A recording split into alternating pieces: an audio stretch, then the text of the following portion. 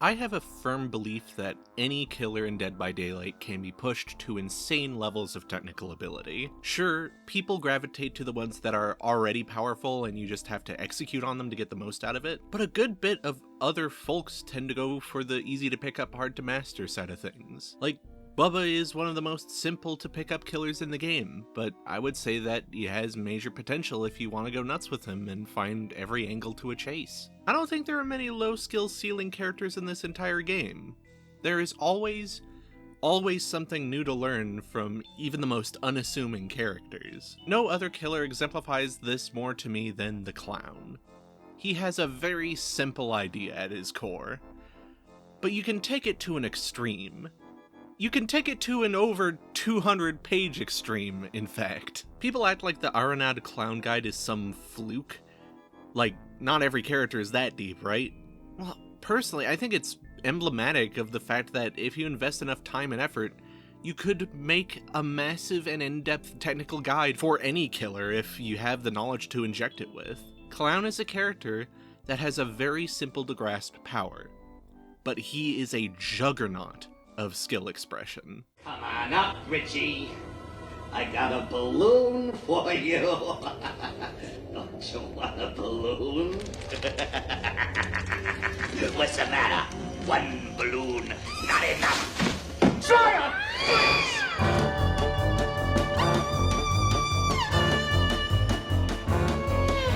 Now, I don't want to imply that Clown is a try-hard character. He really isn't. But he has a hidden depth I felt was important to make clear. The main reason I play Clown is because I find him interesting as a character. Like, the Clown is one of the few original Dead by Daylight characters I have any knowledge of lore-wise, and have any attachment to. Out of every character in this game, he is the closest to how an actual serial killer might act and perform. He started with small animals, he has a fucked up fixation with people's fingers, he subdues people with inhalants and poisons them. Hell, the only reason he doesn't look like just a normal guy is because he was taken by the entity when he was working at a traveling circus while trying to lay low. Well, that and he kinda got injected with awful Lovecraft radiation or something. But said droopy mutation isn't the reason he kills. He's just in it for the fingers. This could have been a disaster. But they make one thing very clear, and it makes him work so well for me. And it is that the Clown is not a cool murderer. He is in fact a schlubby, unhygienic, gas-huffing weirdo. He's still scary. He still has a heightened ability to hunt you down and kill you, but he isn't special in that. He's just a loser who huffs pure ethanol and tries to cut your fingers off. Like, the other killers have amazing aesthetics and probably some great lore to back them up, but the Clown is one of the only characters I have read the entire supplementary tome for with no skimming, and that should tell you something. He is my favorite because he is in one way frightening, and in another way, completely pathetic. Now, enough about the aesthetics, let's talk gameplay. What does this guy do? Well, you have 6 bottles in your inventory, and you can throw them as one of 2 concoctions. The Afterpiece Tonic and the Afterpiece Antidote. For brevity's sake, let's just call them purple and yellow bottles. Purple bottles spread a toxic gas wherever they land. This shit is bad for people's lungs. You as the Clown are not affected by this though. You can't get high on your own supply just yet. This does a few things, but let's start with the basics. When a survivor gets caught in the gas, they scream and start to cough. While coughing and afflicted, they are dealt a pretty nasty 15% hindered effect, meaning they start to move noticeably slower. Now, 15% might not sound like a lot, but trust that it is. It can mean the difference between someone getting to safety or getting caught out in the open. It also means that it shaves a bit of speed off of haste effects. Sure, a sprint burst is a sprint burst, but you're still constraining said sprint burst pretty well. They won't get as far away as they would have. I have no idea if it works for hit boosts, but it sure feels like it does. That's worst case scenario though. Best case, it means survivors are going to be much less maneuverable. Survivor trying to play around a pallet? They better hope they didn't take the long way around. Survivor trying to escape to the next loop? Catch them in the open and make them walk when they should run. Survivors trying to take a hit for each other?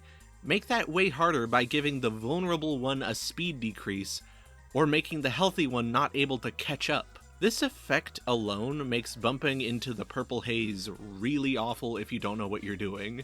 Your best way to deal with it as a survivor is using a pallet or a vault to put some obstruction between you and the clown. But even if you are the most careful looper in the world, 15% hindered is pretty horrible to work with. And that isn't even the only pain purple bottles bring with them. Along with the slowdown, survivors caught in the purple get a bit of trippiness on your screen. It used to be a lot more horrible to deal with, but now it is simply a bit wonky. It might make you feel a bit less confident in your ability to know where you're going if you're discombobulated already, especially with how the audio starts to echo in weird ways. On top of this, the aforementioned coughing. No matter how quiet you are as a survivor, you become very loud when you're hit with a purple bottle. Between your initial scream and your constant wheezing, you're going to be pretty damn audible and easy to track down. By the way, concerning that aforementioned vault tendency against clown, the fourth thing that purple bottles do is make you unable to fast vault. Don't get it twisted, you can still do a medium one as an intoxicated survivor, not a slow one, but that still means you can't vault at your prime at any given moment. Intoxication lasts as long as a survivor is standing in a cloud, and it lingers for 2 seconds after touching said cloud. Intoxication resets if a survivor touches another cloud particle, which frankly is easy to do by accident because it lingers for like 10 seconds. Overall, this is a big problem when a survivor is caught out, as you can tell by the absolutely oppressive debuffs that occur. And we haven't even gone with mixing the flavors yet. Yellow bottles have the antidote in them. These are the polar opposite to purple bottles. You toss one, and it makes a white mist. And after 2 seconds, the gas will activate and turn yellow. If anyone passes through this, they gain 10% haste for 6 seconds after they leave the piss gas. I did not misspeak. Everyone that passes through these clouds gets a speed boost. That can mean survivors touch it and start to escape easier, which can suck. But it also means you can huff these fumes yourself and get a nice little run going. Honestly, from the perspective of the clown, it might feel slightly underwhelming at first. But if you are a survivor and a clown does this, it's terrifying.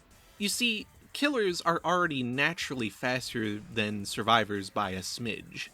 And putting a smidge on top of that smidge can make encounters deceptively deadly. You gotta be at least a little careful with these ones though, because your inhalants are not loyal to you. Again, they will boost anybody that touches them.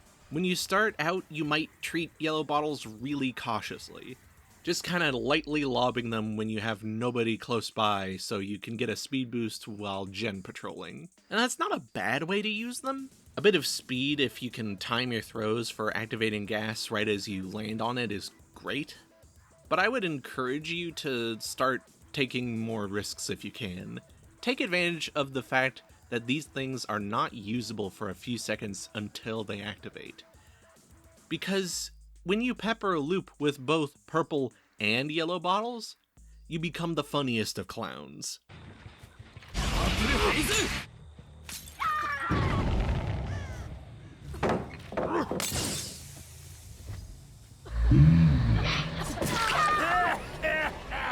See, if someone is just out in the open, and you don't have a lot of time, a purple bottle can be all you need.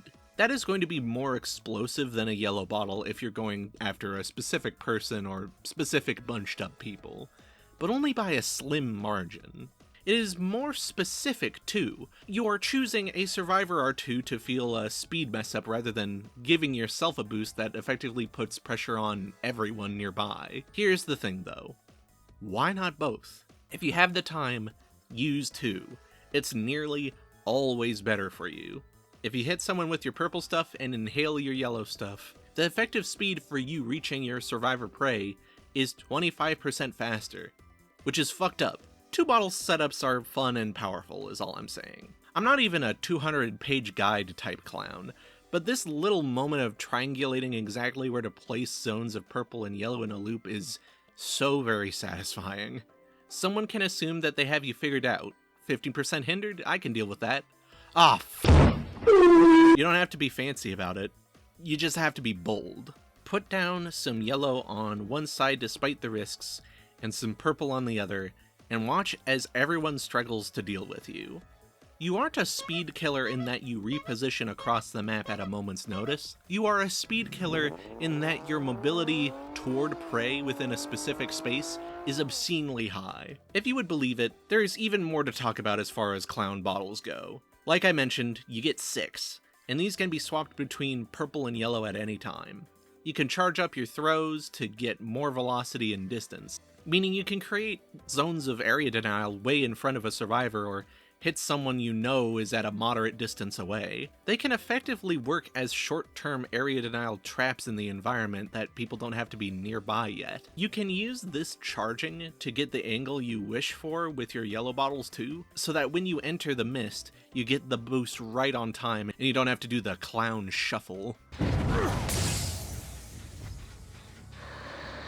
There's a whole bunch of nonsense with how charging up affects your trajectory, and if you want, you can get really weird with it. A common one is aiming down so your bottle flies at a lower and faster angle. This isn't the only wrinkle to tossing bottles, as you can totally smash a glass on high geometry and let the vapors fall to the ground in a more spread out fashion. See, gas isn't one big cloud. It's a bunch of tiny clouds that make up one area of effect. When you crack your bottle, those clouds will adhere to gravity and geometry. You can hit one side of a wall, and the gas will only cover up one bunched up area, great for concealing the antidote. You can hit a tree, and the gas will float down to cover several tiny spots rather than one big one, mostly because the higher up you land the bottle, the more diagonal distance the vapors will travel. You can lob bottles in a way where it smacks the edge of a vault location and covers both sides because of how the gas settles. You can get extremely wacky with this. And this applies to both bottle types. Hold on, we're not done here. If 2 types of smoke hit each other, they neutralize, meaning they cancel out and just kind of fade away. Which is great for if you accidentally put yellow smoke in a spot you really didn't want yellow smoke actually. But I'm not done yet! If you're a survivor, going into one type of smoke doesn't mean you are immune to the other. In fact, if you run from one to the next, the effects of the new smoke replace the old one. So if you are affected by purple's slowdown, you can cleanse it and speed up using yellow. But if you are affected by yellow, you can still have your boost removed and replaced by slowdown via purple. This means you can do some really nasty mind games as the clown. Survivors might want to get to that yellow gas to cleanse their slowdown, but they won't know what you have in store for them if they try, which might be neutralizing the cloud or just smacking them with purple when they try speeding off with yellow. Okay, enough of the chemical complexity. Let's get to more simple stuff. At the beginning of the trial, you have 6 bottles, which is plenty. And to get them back, you just need to slow down a bit and mix for a while. This isn't going to totally stop your momentum when just walking around, but having to charge up in the middle of a chase can range from not a problem and genuinely intimidating for the survivor, to risking losing your prey completely. In fact, your speed boost still applies when reloading if you inhaled yellow recently. It's going to be a bit lesser than your usual boost, but it won't be as slow as reloading raw. Much as it would be cool to have a chemistry set in every locker that you have to go to make your death potions, I think it is neat that they made reloading way easier as Clown, cause his gas is not really a damage dealing effect. It is an effect to help you deal damage. You are an M1 killer after all, and your way of doing damage is singular. Slice 'em. People still treat the gas like it would hurt them to step through though. Like, sure it's nasty and can lead to guaranteed hits if you're unlucky, but like, some people would rather run into you and take a hit, or just abandon a loop entirely, than deal with purple stuff. And if they do abandon a loop, you can just speed on over there and slow them down anyway. Clown isn't insanely difficult, but there is a lot you can flex your brain muscles with. Clown overall is a fun killer to talk about for me because he has so many things to learn. I wanted to get into him because, well, look at him. But his game plan did not click for me for games on end until I started using both gases at once. Like, listen, the joy of beaning someone over the head with a bottle is not lost on me, but frankly, The thing I like about Clown is how much of a mid-chase trapster he becomes when you use all of his tools. We're at a large deficit in terms of pure trap-setting characters in this game, at least in my opinion, and with Freddy becoming a lot more ranged and a lot less trap-setter, I think that Clown is the closest I will get these days to a dedicated chase-oriented trapster. It's about setting up 2 or 3 bottles and watching whatever plan the survivors had crumble apart. Clown has some funny perks. 2 of them are mainstays of the game that people use religiously, and 1 is a slightly less lauded but still useful option. No matter how meta they are, each of them are hilariously named. Go Bamboozle! Ah, Bamboozle, the king of beers. Nowadays, we have this mechanic where if a survivor vaults the same window 3 times in a row, it gets blocked. It is one of several catch-up mechanics that make it clear that a chase isn't supposed to be sustainable forever. At least not in the exact same place. This used to not be the case though, so I can only imagine how insane it was back in the day to hear that a perk just came out that blocks windows when a killer vaults them. Bamboozle is the ultimate loop setter for many people. Not only is the 15% boost in vault speed nice for just getting at people, but the effect of making your last vaulted location completely impossible for survivors to use for 16 seconds is what really makes this thing fly off the shelves.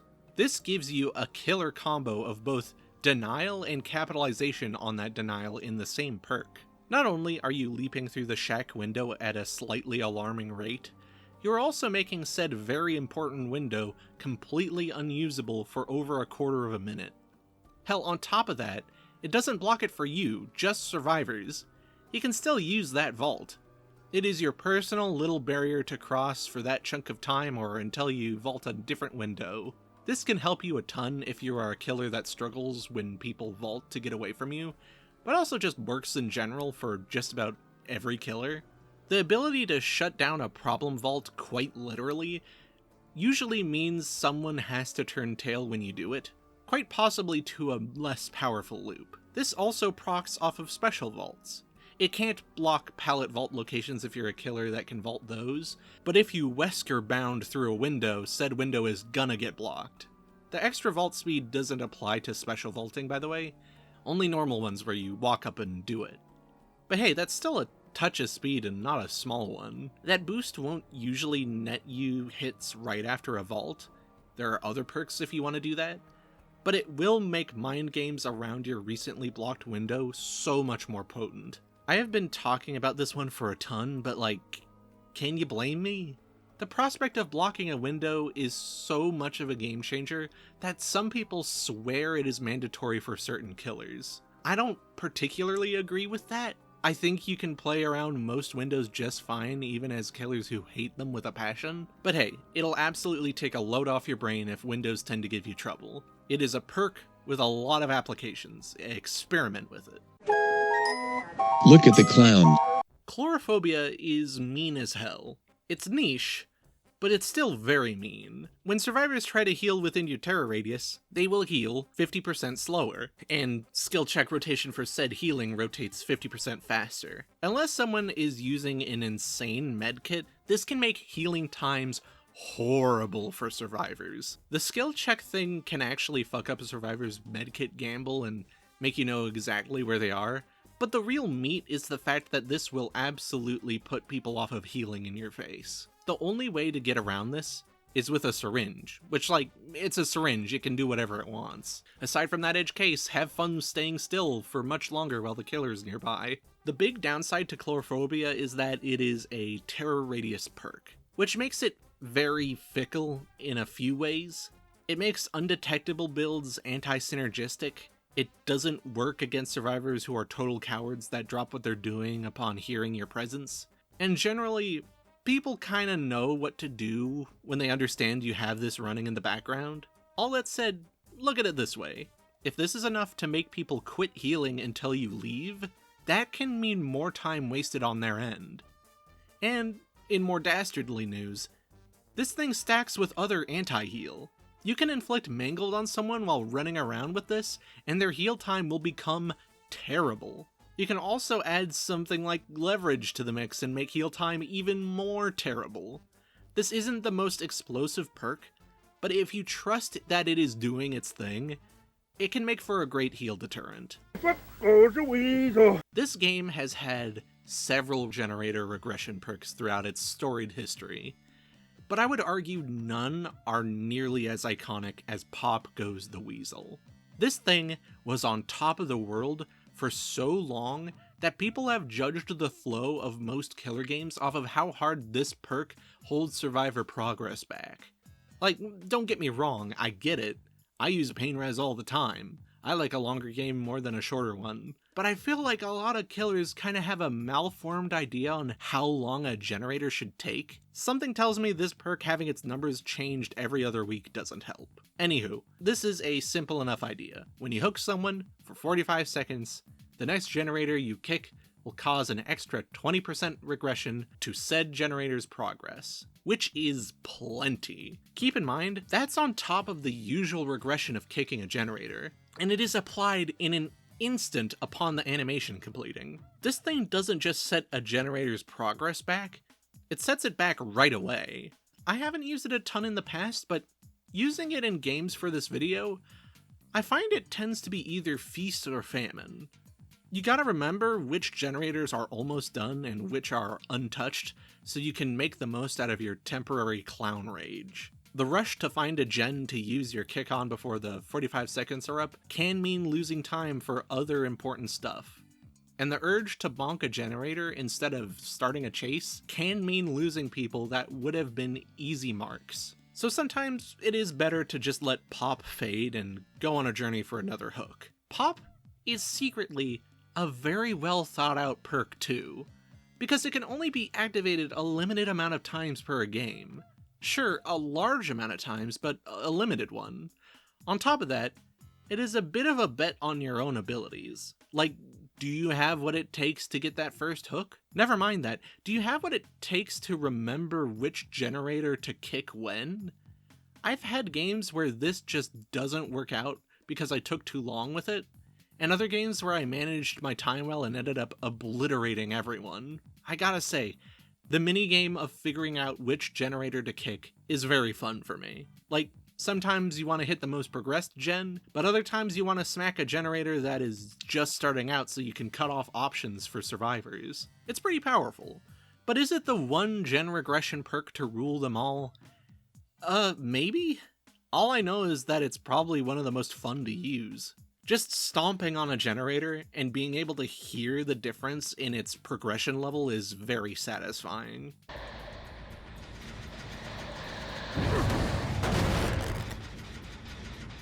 And if you have used pain res for too long and need something more explosive but less guaranteed, try this thing out. Just don't join the dark side. You don't need both. I can vouch for this. Clown's add-ons are kind of a personal bugbear for me. Not mechanically, god no, these things are extremely well designed and interesting. It's just, the old flavor for a few of these items is just better. Like, the clown used to only have purple bottles, meaning he could only slow people down. And his add-ons were mostly ingredients for that mixture. A lot of them aren't changed, but there are a few that hurt my silly brain and I might talk about them when they come up. I love the power glove. It's so bad. So these mitts change the throwing angle of your bottles completely, making them fly faster but at a more shallow arc. If you are a master of clowning around already, you might scoff at this. This thing is almost entirely built to destroy your muscle memory if you've built one up. Though I would argue that it's worth it to still learn how to use this on top of regular trajectory, because it allows for different kinds of play than normal. A lot more on-target fastballs than lazy arcs, and there are upsides and downsides to both. Sometimes you want to throw like a javelin instead of a shot put, causing your gas to get to its location faster at the cost of having less elbow room for the thing to travel. Party Bottle is the most joke of joke add-ons. Like, I'm not saying this to be mean. It's just supposed to be funny and nothing else. It's not even a challenge add-on. The most it does is makes your bottles more audible when they hit a survivor dead on, given that when you do hit a survivor, the thing explodes into confetti and makes a loud bang noise. But like, someone's already screaming, I think people know what's happening. It's just extra blood points for the funny version of an empty add-on slot, I guess. Listen, you know me. I am a mechanics head. I definitely wish they made this more of a transformative alternate move type deal, but I can still respect giving the literal clown a joke add-on. It is funny to directly smack people with bottles and watch a little firework go off. I don't know. If you like being really silly, choose this one, I guess.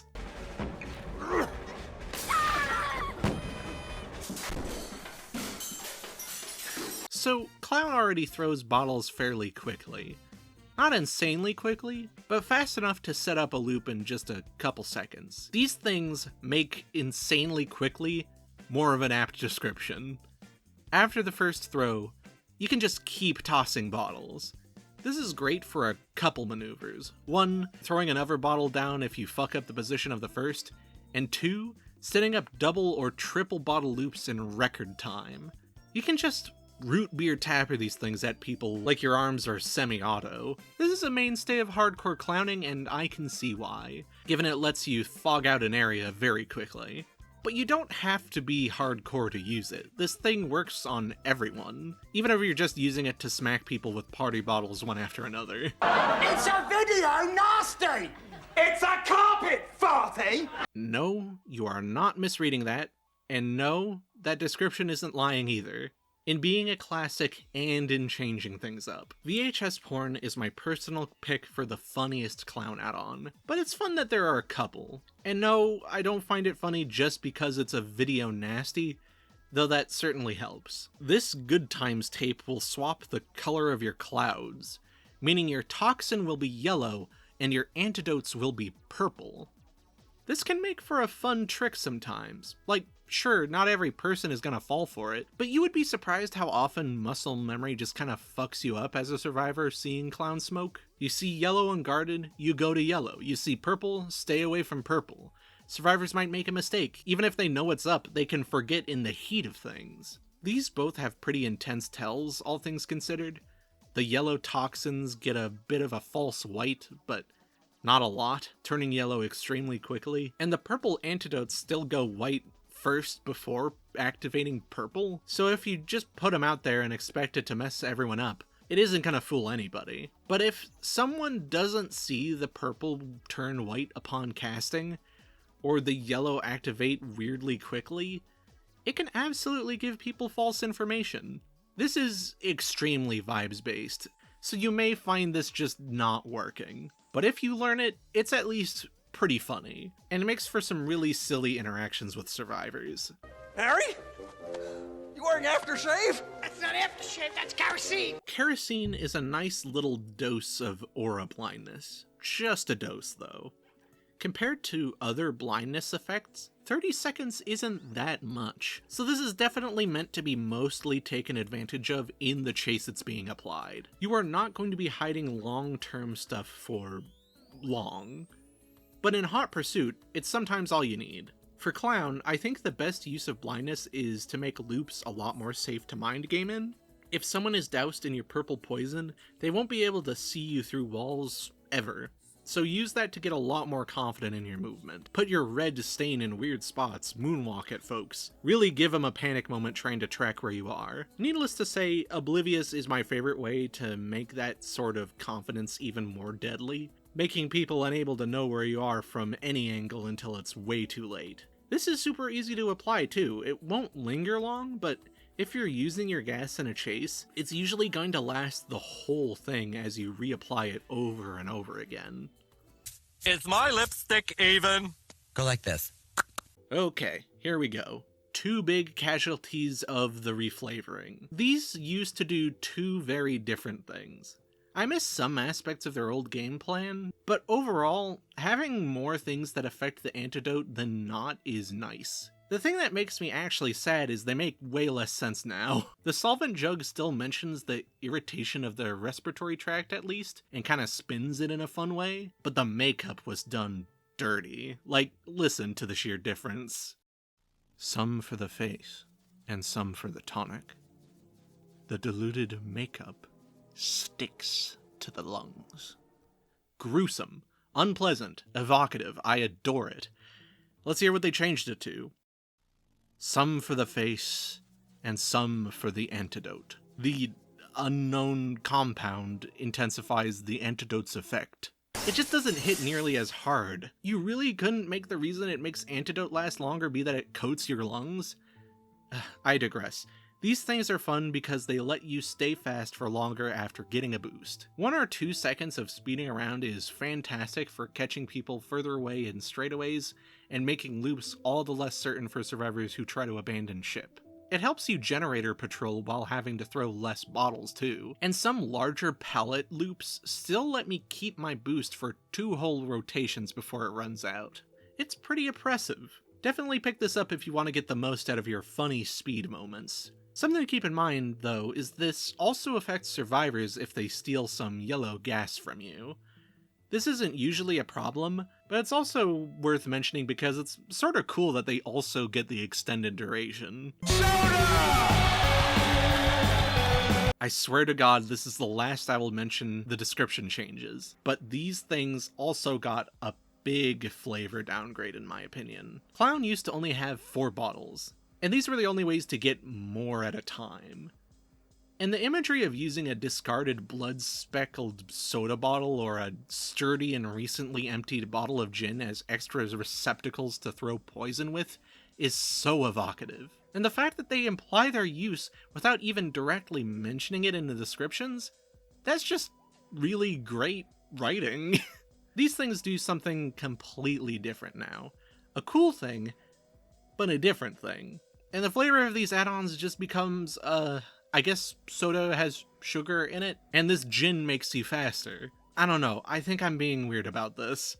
I won't stop. Anywho, these receptacles makes your invigorating status effect more potent when it happens. You can combine both for a Geneva Convention breaking 15% haste per bottle. But hell, even just taking the gin with you raises it quite a noticeable chunk. I find this works best as a loop buster, but it works just as well as a patrol helper. Like, if you want a more potent but still short boost, go for the gin. And if you want a more efficient but less explosive boost, go makeup. Or heck, put on both and become a speed clown that has the best inhalants in town. Cork Stopper makes reloading very quick. It's still gonna be a hiccup in chases to get your bottles back, but it is going to be so short that you can just kinda do it at a loop without losing any progress in your pursuit. It's super simple and easy to use, and can lead to some fun false hope for survivors trying to abandon loop assuming you're going to be busy for longer. Yes. Whoa, does chloroform actually smell sweet? Hold on, let me check. Yeah, so this thing will make your purple cloud bigger. It will physically take up more room. More specifically, it means you have more gas particles for people to inhale spread in a larger zone, if I'm understanding how this works correctly. With this, you can have 1 toxic bottle account for what would have needed to be 2, covering a lot more ground with a single throw. A lot of plays at specific loops are way easier with this thing, and while it isn't at all mandatory, it is easy to get addicted to it and forget how to use your smaller radius boys. Never forget your smaller radius boys. But hey, this can make for a very fun area denial enhancer that makes your purple zones all the harder to avoid. Charlie, don't put the bleach and the ammonia together. It's gonna knock the shit out of you. Don't tell me how to mix my own inhalants. I know how to do inhalants. Flask of bleach is fucked up, man. Not only is it a horrible thing to make people wheeze up in concept, but also makes the slow effect more potent, to the tune of 19% total hindered. That is nuts. There are very few things in the game that can inflict that much hindrance on a survivor at once, and that's for a good reason. With Clown, I guess slowing down people is sort of his thing, so like, yeah, this makes sense. Let him be fucked up.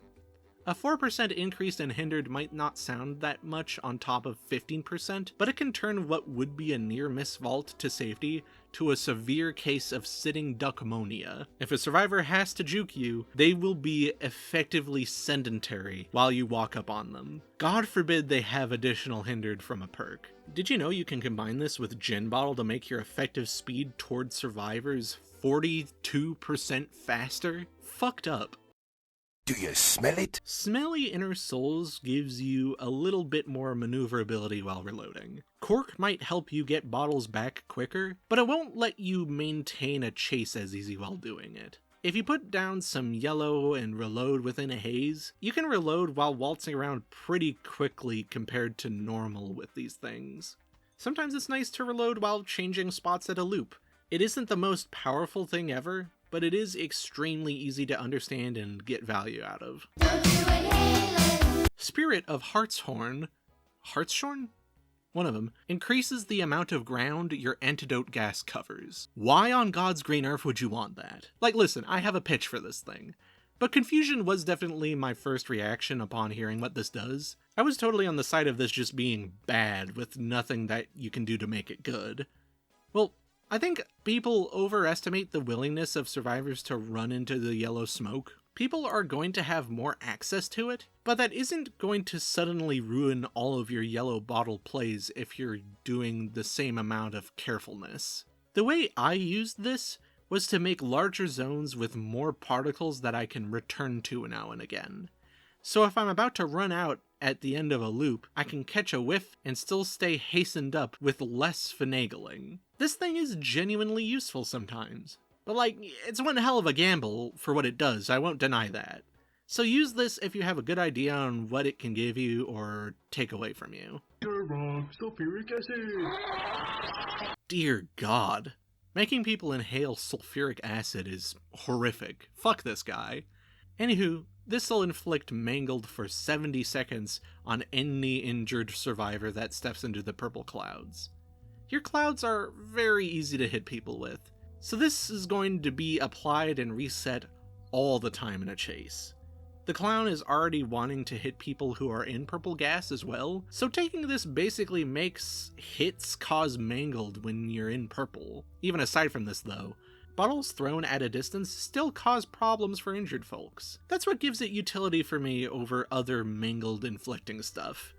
You could get Sloppy Butcher folded into your build, but this is even more free than Sloppy Butcher somehow. This is best used when circling back on folks who are hooked as clown to reapply it, or just plain disperse a healing attempt. Even if you chase the healthy survivor and the injured one tries to heal afterward, they have to usually heal through a mangled, which isn't great, and double not great if you have additional anti-heal working on top of that. Furthermore to this beer, I would also like 3 of your finest, cheapest cigars. Cigar Box is my favorite clown add-on. It is just so much information at a moment's notice. So, when invigorated, you see the aura of survivors within 16 meters for 6 seconds. That's crazy. The big wrench here is that if a survivor gets a hold of the yellow gas, they also get this add-on's effect and can see you through walls. This is more of a cool detail than it is an effective downside, but hey, it's something to keep in mind. This add-on makes the clown's already insane looping potential even more of a hazardous mess for survivors. You can put down your yellow, see someone through a wall, place a purple in accordance to where they are, wait for them to stand still to try to juke you, and then spring out to slice them. This makes me feel like such a villain. Having everything fall into place is already so satisfying to do as clown, so having another wrinkle on top of that is so nice. This isn't just great for chases, it's also great for when you put down a bottle while gen patrolling, letting you see if anyone is there from a good distance away. Ether used to come from a long line of ethers that did kind of the same junk, but now we just have one. It increases the duration of intoxication by 1 second, which might not sound like much compared to the 3 seconds of invigoration you get combined with solvent and makeup. The thing here is that on average, the purple smoke is going to be more explosive as a tool to catch up. Like I mentioned before, as far as only having time to put down 1 bottle, this is sort of built for those situations. It is great for loops, of course, but I find this add-on catches people out in the open easier than most. You can usually run up to people by the time they're done coughing and hacking, and hey, did you know you can combine this with bleach to turn your tonics into total slowdown nukes? Fucked up. Fingertips, fingertips. Tattoo's middle finger causes survivors who are either intoxicated or invigorated to reveal their auras to you through walls for 6 seconds. This is, in many ways, a distant brother to Cigar Box. It does kind of the same thing, but tends to favor the clown focusing on purple rather than yellow. It's gonna happen a lot too, cause hitting people with gas is so easy. And sure, this won't let you see people you don't know are there most of the time, but it will make chases all the more lethal by removing any doubt of where someone might be. This is, weirdly enough, less general than Cigar Box is, but to make up for this, it has no limit on range, so you can totally get a long shot with your bottle and see what direction people scramble off to. Overall, very simple, but very effective. Between purple gas and the occasional snatching of antidote, this will proc all the time. Also, makes people glow for some reason. I don't know, it just does. Fingertips. I really wanted to love Redhead's Pinky. I really did. But I had such a bad time with this add-on. It really tested my spirit. Okay, maybe this is overselling it, but I had a journey, alright? Basically, with this finger, you only have one bottle now. Dear God. But to make up for this, if you hit a survivor dead on with a bottle, they are exposed as long as they are intoxicated. This is so specific. You can't really hit someone with it and then mind game them around a jungle gym. It usually runs out by then. The only thing you can really do with it is this. Ah, shit, dude. Damn it. Listen, hitting someone point blank and then knifing them for an insta-down, that can be very satisfying. But all the times I missed, and missed, and missed, they added up, and in my mind, the skill issue outweighed the gains. Okay, I say this, but I did clean house one time with it genuinely being the difference between me getting a down and not. Alright, if you want my advice on how to play this very weird alternate clown, here's what I would say. I should have been using Ether, as it increases intoxication duration. But Cork is in some ways just as good, because it means getting new bottles all the time. If you want to capitalize on your successes, go Ether. If you expect to miss a lot like I do, go Cork. Far as perks, definitely take stuff that makes you undetectable, so people can't pre-run to a place that is harder to dead-on bottle bonk them. Bring anti-pallet perks. I found a lot of use for Brutal Strength here, as it lets me smack someone with a bottle, break a pallet, and run at them, in any order. Don't be afraid to just hit someone raw. Even if they aren't intoxicated, a hit is a hit and you need those. Don't do long shots unless you are fucked up and can triangulate a bottle like a continental ballistics missile. Usually, just wait until someone is still, or so close you really can't miss unless you're me. The sad thing is, I found out this add-on is great for doing one thing really consistently. It lets you camp hook, which I don't like doing. But hey, even lightly circling around to intercept people trying to be altruistic led to a trade more often than not. I feel the potential radiating off of this add-on. I am just not the one to reach it, sadly. I feel like Clown sorta signifies the end of one thing and the start of another as far as killer design goes. In the early days, killers were simple-ish, and when they were not, it was a big deal. Clown feels like he has been in both worlds. He used to just be able to hit people with purple tonics and had no yellow antidotes. It wasn't the most powerful thing, but it was very simple and easy to understand. You throw tonics. With the addition of the antidote, his death skyrocketed. But so did his complexity, ever so slightly. Sure, you have a run of killers after Clown that are even more simple than him, all things considered. But something about Clown really bonds him spiritually to the simpler killers of old, even if he has a ton of somewhat modern complexity hidden under that face paint. I think it's because his concept is so easy to grasp at first blush. Clown is a scary clown who throws bottles. You can say that, and it encapsulates so much about him. Not only is it a horror trope that was destined to be here in DBD, but it sorta does something else on top of that. It masks his true style of horror, his true depth. He isn't a whimsical, magical, scary clown. He's a soulless man in clown makeup who will do anything for a cheap thrill and a trophy. He is a pathetic man that, all things considered, could genuinely exist. And that is why he's scary. Hope you enjoyed my Inhalant video. See you next time.